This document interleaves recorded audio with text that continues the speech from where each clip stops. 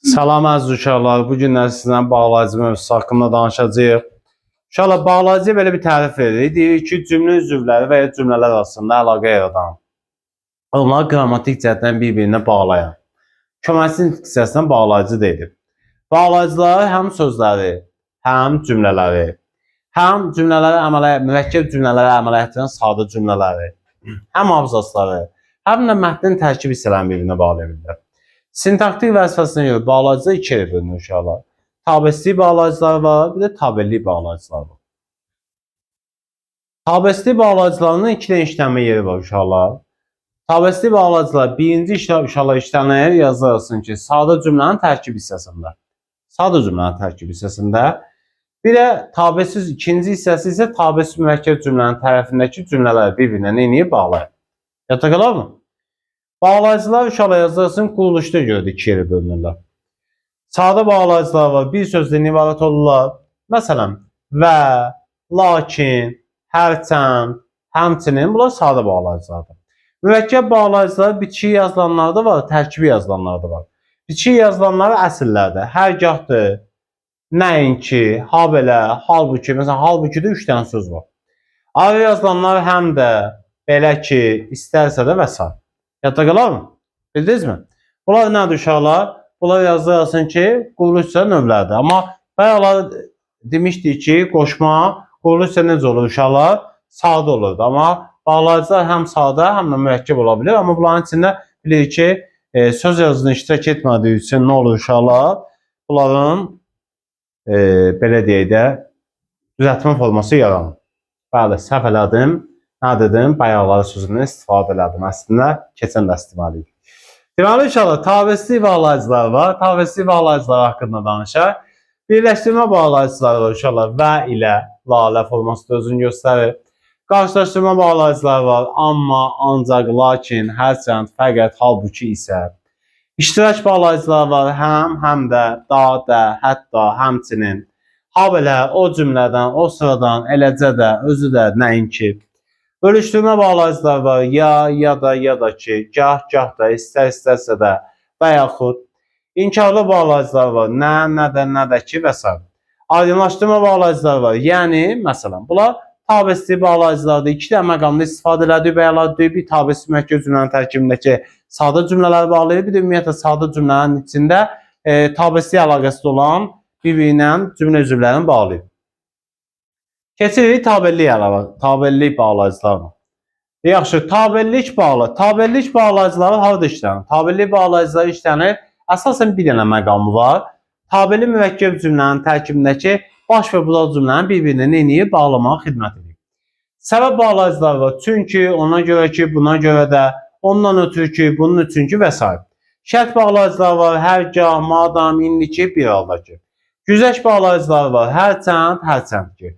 Aydınlaşdırma bağlayıcıları tabesizlikdə də var, tabellikdə də var. Tabesi aydınlaşdırma nədir? Yəni, məsələn, amma tabelinin aydınlaşdırması nədir? Ki, belə ki. Tabelli bağlayıcıları diqqətli olacaqlar. Tabelli bağlayıcıları həmdiz üzvləri və tabesiz mürəkkəb cümlənin tərkib hissələrini bir-birinə bağlaya bilməz. Çünki ancaq tabellikdə olur. Yəni, biri aslı, biri əsas olanda işlənir. Qeyd vermişik, ilə lalə bağlayıcısı mürəkkəb cümlənin tərəflərini bağlaya bilmir. Uşaqlar, və ilə bağlayıcısı bir-birinə qrammatik sinonimdir. Bir-birlərini əvəz edirlər və bağlayıcısı bütün məqamlarda ilə əvəz edir. Amma ilə isə bütün məqamlarda və ya əvəz eləyə bilmir. Bağlayıcılarda vergülün işlənməsi var uşaqlar. Təkrar olunan bağlayıcılarımız var. Nə də, gah da, həm də, ya da, istərsə də. Bu bağlayıcılarından birincisindən başqa, yəni birincisindən başqa, digər halda ikincisindən üçüncüsüyə əsasə vergül qoyulur. Məsələn, deyirəm ki, yağış gah yağır, gah da dayanır. Bax, iki dənə bağlayıcımız var. Biri gah, biri də gah da. Birincisinə yox, həmişə ikincisine əvvəl vergül qoyulacaq. Yəni, təkrar olunanlarda.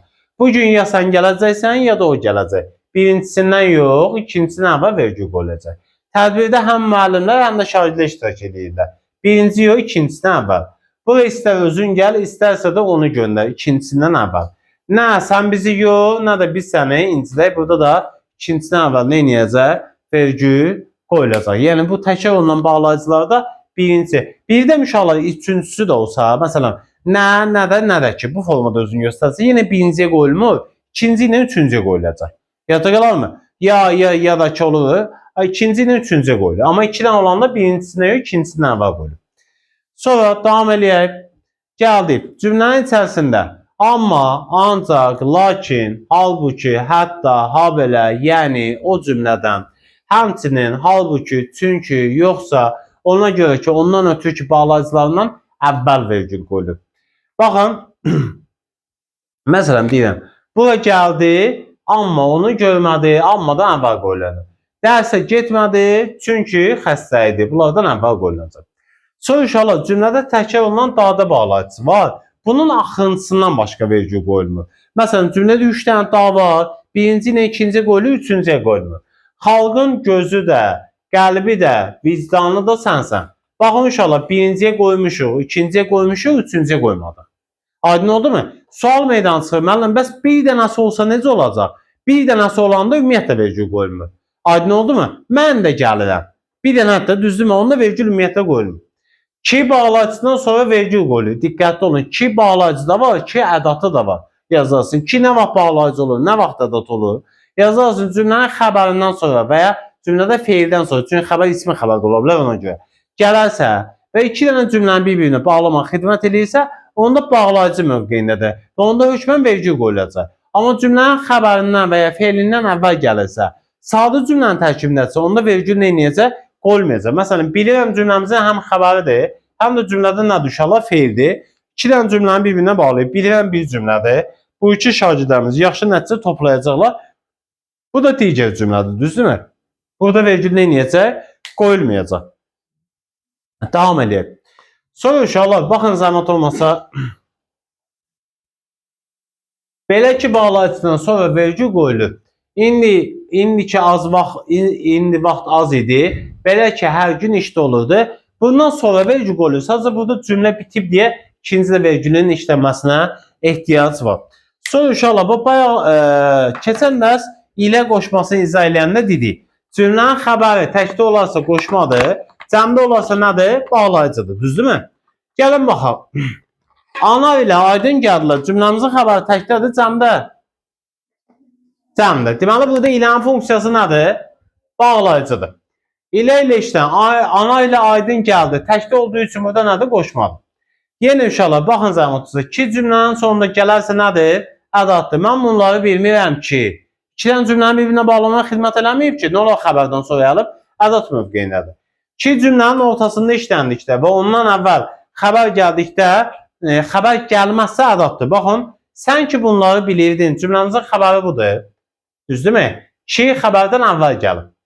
Və cümlələri bir-birinə qaldırmayıb. Yəni bir-birinə bağlamaya xidmət eləməyib ki, əsasda təsvir qılasan. Bu da ədat mövqeyindir. Ki cümlənin ortasında xəbərdən sonra işləndikdə isə, ondan sonra təbii ki vergül qoyularsa, bəzən testlərdə vergül buraxıla da bilir təbii ki. Ondan adı bağlayıcıdır. Cəmil bilir ki, bu işləri etmək lazımdır. Xəbərdən sonra gəlir, hə? Deməli nədir? Bağlayıcı mövqeyində. Məqsədim budur ki, izah etdiyimi hamı başa düşsün. Xəbərdən sonra gəlib, ismi xəbərdən sonra gəlib və iki dənə cümlə bir-birinə nə edir? Bağlamağa xidmət edir. Da'da olan cümləyə hətta həmçinin bağlayıcılarını əlavə edə biliriksə, yazarsın nədir? Bağlayıcıdır. Düzdürmü? Məsələn, deyir ki, Surazla yorulub. Düzdürmü? Surazla yorulub. Burada da var. İndi hətta Surazla yorulub deyə bilirik. Hə? Ay sağ ol. Hətta sözünü əlavə edə biliriksə, deməli nədir? Da'da bağlayıcıdır. Və ya sən də bura gəlməlisən. Sən də həmçinin bura gəlməlisən deyə bilirik. Deməli nədir? Bağlayıcı mövqeyindədir. Sonra kitabda, qələmdə çatdıra fərqi yox deyə hətta həmçinin cümlənin hər hansı bir yerinə əlavə edə bilirsə, orada da'da bağlayıcı mövqeyinə çıxır. Hətta kitabda, qələmdə, çantadadır və s. deyə bilirik. Bəli. Sonra uşaqlar, da'danın əvvəlində sağ gələrsə yazarsa ədat mövqeyindədir. O gəlsə də biz getməliyik. Və burada yazarsın ki, ədat mövqeyində işlənir. Ancaq sözü amma, lakin sözləri ilə əvəz olunarsa bağlayıcıdır. Ancaq sözü yalnız, təkcə, bizli sözləri ilə əvəz olunarsa ədatdır. Dedim, amma, ancaq, lakin dinləmədi. Və amma ilə lakinlə əvəz elədim, bağlayıcıdır. Qonaqlar gəldilər, amma, ancaq, lakin gec getdilər. Burada isə nədir? Burada da elə bağlayıcı mövqeyindədir. Bağlayıcı haqqında lazım olanlar dedik. Bugünkü dərsimiz bu qədərdir. Növbəti dərslərdə görüşənədək. Sağ olun inşallah.